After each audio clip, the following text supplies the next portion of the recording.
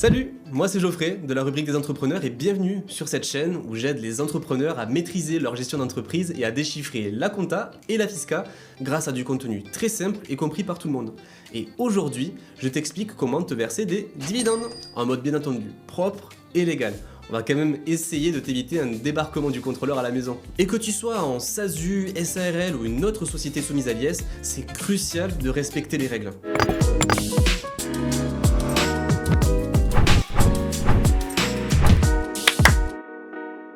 Déjà, un dividende, c'est quoi? C'est la contrepartie financière versée à des actionnaires pour les parts qu'ils détiennent dans une société. Par exemple, pour un salaire, c'est la contrepartie d'un travail. C'est pourquoi il s'agit d'une rémunération du travail. Tandis que le dividende, c'est un revenu du patrimoine car il rémunère le fait de détenir des parts. C'est en quelque sorte un retour sur investissement. Là, je te présente un schéma pour te montrer comment ça fonctionne. Donc, dans un premier temps, tu vas avoir des actionnaires qui vont détenir des parts dans une entreprise. Cette entreprise-là va devoir réaliser des bénéfices, et ces bénéfices, lors d'une assemblée générale, ils vont décider de le mettre soit en réserve, soit de distribuer ce fameux dividende au fameux actionnaire qui détient les parts. Maintenant que tu sais ce qu'est un dividende, je vais te dire quelles sont les conditions pour t'en distribuer. Tout d'abord, le capital doit être intégralement libéré, c'est hyper important. Tu dois avoir, bien entendu, les comptes qui soient approuvés, et tu dois avoir des résultats dits distribuables, c'est-à-dire après imputation des pertes et constitution des réserves légales. Et enfin, tu dois avoir un vote en assemblée générale pour déterminer et approuver la décision de versement des dividendes. Sans ces quatre conditions, pas de dividendes. Ok, maintenant que tu en sais un peu plus sur les dividendes, quels sont les types de sociétés qui peuvent s'en verser? Aujourd'hui, seules les sociétés soumises à l'IS, SASU et SARL peuvent se verser des dividendes. Pour les entrepreneurs individuels ou sociétés à l'impôt sur le revenu, eux, c'est différent. Ils ne perçoivent pas de dividendes, mais des quotes-parts de bénéfices qui sont inclus dans l'impôt sur le revenu, ce qui implique une fiscalité et, on va dire, d'autres process qui sont un peu différents. Et si ça t'intéresse que je t'en parle, je te laisse me mettre un petit commentaire en dessous de la vidéo. Imaginons que les quatre conditions soient remplies et que le montant de dividendes versé a été voté en assemblée générale. On parle donc de dividendes bruts sur l'Assemblée Générale qui ont été votés, parce qu'en effet, en tant qu'actionnaire ou dirigeant associé, tu ne vas pas recevoir 100% du dividende brut, c'est la société qui va uniquement te verser le dividende net de fiscalité. Ce fameux dividende brut, on va l'imputer de 30% car on te prélève à minima ce qu'on appelle la flat tax. Cette taxe est prélevée à la source, payée l'administration fiscale le 15 du mois suivant le versement des dividendes. Cette flat tax, elle est composée de deux choses. Déjà, d'une première partie d'impôt sur le revenu, d'une hauteur de 12,8% et de prélèvements sociaux de 17,2%. Il est à savoir qu'il est possible que tu ne verses à l'État que 17,2%, c'est-à-dire que les prélèvements sociaux, car si ton revenu fiscal de référence de l'avant-dernière année, donc ce qu'on appelle l'année N-2, est inférieur à 50 000 € pour une personne seule ou 75 000 € si tu vis en couple à travers un mariage ou un PACS, tu as la possibilité de demander une dispense de ce prélèvement de 12,8%, donc de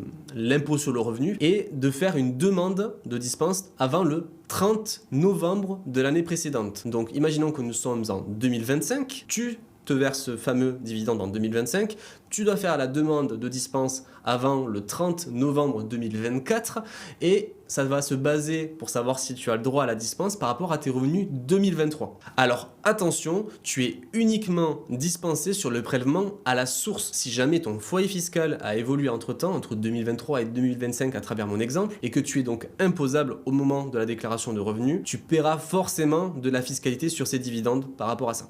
Et c'est une transition toute trouvée, quelle est la fameuse fiscalité sur les dividendes? Donc on a parlé de la première option, donc le PFU, flat tax, qui s'applique par défaut. Donc les fameux 30% composés de 12,8% d'IR et 17,2% de prélèvements sociaux sur le montant brut des dividendes. Vu que tu te le payes avec un prélèvement à la source de ta société, tu n'as rien à quitter de plus lors de ta déclaration de revenus. Quand tu vas faire ta déclaration de revenus l'année prochaine, pas besoin de repayer quoi que ce soit car tu l'as déjà avancé via cet acompte-là. Tu paieras de l'impôt sur les autres revenus que tu as perçus, mais pas donc sur ce fameux dividende qui a déjà été réglé. Ce que beaucoup ne savent pas, c'est qu'il y a une deuxième option, c'est l'option pour le barème progressif. Donc au lieu de payer les 12,8% avec la flat tax, et les 17,2, tu peux aussi choisir d'imposer tes dividendes selon le fameux barème progressif qui va donc de 0 à 45%. Tu sais, le fameux barème que tu es imposé sur tes autres revenus, de 0, 11, 30, 41, 45%. Donc selon le taux moyen d'imposition de ton foyer fiscal, cela peut être éventuellement intéressant, notamment si tu n'es pas imposable ou si tu es imposable à la tranche à 11%. Donc si ton foyer il est imposé à 0 ou 11%, forcément ça sera inférieur aux 12,8% de la flat tax qui ne va pas prendre en compte ton taux moyen d'imposition de ton foyer. Donc tu es gagnant dans ce cas-là de choisir le barème. Chose à savoir en plus, c'est que tu bénéficies à travers le barème uniquement, pas la flat tax, d'un abattement de 40% sur la base sur laquelle se calculent tes dividendes. Grosso modo, c'est 60% de ton dividende qui est imposé selon la tranche de ton foyer. Donc 0, 11, 30, 41, 45%. Donc tu vois, la base en fait elle est forcément réduite par rapport à celle de la flat tax. Et si tu es imposé au 0, 11%, il n'y a pas de débat, le barème sera plus intéressant pour toi. Par contre, pour 30%, éventuellement, ça peut se calculer selon l'abattement de 40% que tu peux avoir. Autre chose à savoir, c'est que l'option pour le barème est irrévocable sur l'année et pour tous les revenus de capitaux mobiliers que tu touches. Donc, conseil, pense bien à étudier cela au global si jamais tu as d'autres revenus de capitaux mobiliers pour savoir si c'est vraiment intéressant d'opter pour l'un ou pour l'autre. Donc je te fais un petit exemple. Pour un président de SASU qui va se verser 1000 euros de dividendes, dans la première option, avec la flat tax, c'est simple, 30% de 1000 euros, tu vas payer 300 euros d'impôt. Avec le barème, c'est un peu plus compliqué. Du coup, tu vas avoir la base taxable qui va être donc 1000 euros moins l'abattement de 40%. Donc tu vas avoir que 600 euros qui vont être imposés, auxquels on va appliquer à ta tranche d'imposition. Donc par exemple, si on prend une tranche de 11%, d'imposition, auquel va se rajouter forcément les 17,2 de prélèvements sociaux. Donc ça, c'est les 17,2, ce qu'il faut que tu saches, c'est que tu sois au barème ou que tu sois à la flat tax, tu vas devoir te la quitter. Donc ça ne bouge pas. Donc là, on va vraiment comparer les 12,8 avec les fameux 11%. Donc si on est au barème, la base taxable 600 euros fois 11% plus 17,2, tu ne vas t'acquitter que de 217 euros. Donc tu compares avec les 300 euros, avec les 1000 euros que tu vas te verser de dividende, tu auras déjà économisé 83 euros. Alors, imagine sur des montants plus élevés, ça peut être vraiment gagnant de faire le bon choix. Petit aparté pour les gérants majoritaires, donc les fameux TNS de SARL, où les calculs sont différents selon un certain seuil. Ce fameux seuil, c'est 10% du capital social, plus les primes d'émission, plus la moyenne des comptes courants. C'est un peu compliqué, mais en gros, ce qu'il faut retenir, c'est qu'en dessous de ce seuil, c'est exactement pareil qu'un président de SASU. C'est-à-dire que tu fais le choix entre barème, pas de souci, ou le PFU. Par contre, si tes dividendes dépassent ce fameux seuil de 10% du capital, plus les primes, plus le compte courant, la part excédentaire, donc ce qui va vraiment dépasser ce seuil-là, va être soumis à cotisation sociale comme du revenu d'activité. C'est comme si tu te rémunérais, c'est-à-dire que tu vas devoir t'acquitter donc à la fois de la flat tax ou du barème, selon ce que tu as choisi, et en plus tu vas payer des cotisations sociales. Donc en règle générale, quand tu te verses des dividendes en SARL, c'est pas vraiment intéressant, sauf dans certains cas, notamment lorsque tu te rémunères à peu près plus de 100, 120 000 euros. Là, ça peut être intéressant de revenir sur un mix entre dividendes et rémunération. C'est un sujet qu'on pourra plutôt creuser dans une autre vidéo car c'est un peu plus complexe que ça.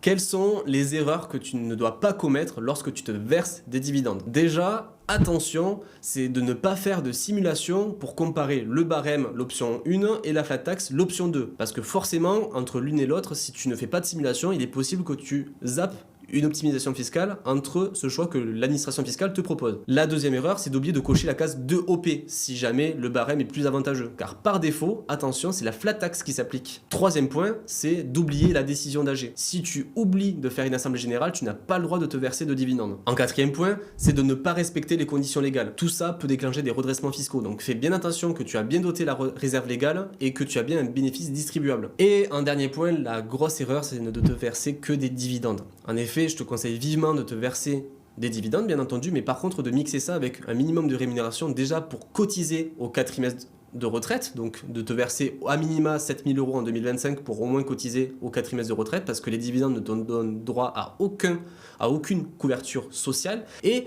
attention, si tu ne te verses pas un minimum de rémunération, donc ça a été fixé à 9 500 euros par an, tu peux être éligible à la taxe PUMA. La taxe PUMA qui est la protection universelle maladie. En effet, vu que tu ne cotises pas à la sécurité sociale, si tu ne te verses que des dividendes et que tu bénéficies de cette fameuse PUMA, en gros, l'État te rattrape en te taxant d'environ 6,5% du montant de tes dividendes bruts. Donc ça serait dommage justement que tu verses cette taxe-là et que tu ne l'aies pas anticipé. Voilà, tu sais à peu près tout sur les dividendes, et si tu veux savoir ce qui est le plus intéressant entre la flat tax et le barème pour toi, avec Ça compte pour moi, on a concocté un petit simulateur personnalisé qui te fait le match entre les deux, et pour savoir quelle solution te permet d'avoir le max dans ta poche selon les informations que tu as renseignées. Attention par contre, il s'agit d'un simulateur basé sur des hypothèses, donc pour être sûr de faire le bon choix, quoi qu'il arrive, je te conseille de te rapprocher d'un cabinet d'expertise comptable comme Ça compte pour moi.